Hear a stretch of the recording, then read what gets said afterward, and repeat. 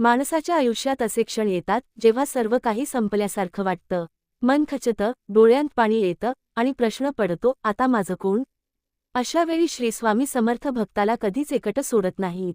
ते थेट समोर येत नाहीत, पण एक संकेत नक्की देतात. हा संकेत मोठा चमत्कार नसतो.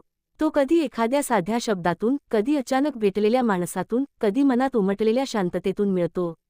संकटात असताना, जर मनात भीती असतानाही स्वामी समर्थ हे नाव आपोआप ओठांवर येत असेल, तर समजा स्वामी तुमच्याशीच बोलत आहेत. कधी असं होतं, रात्रभर झोप लागत नाही, डोळे मिटले की चिंता वाढते, पण अचानक मनात एक विचार येतो, जे होईल ते स्वामी पाहतील. तोच संकेत असतो. स्वामी समर्थ भक्ताला सांगतात, संकट तुझं आहे, पण काळजी माझी आहे. कधी एखादा फोन येतो, कधी एखादं उत्तर सापडतं, कधी मन थोडं शांत होतं, तर कधी फक्त अश्रू गळून मन हलकं होतं. हे सगळं स्वामी समर्थांच्या कृपेचं लक्षण असतं. भक्ताने एवढंच करायचं असतं, विश्वास सोडायचा नाही.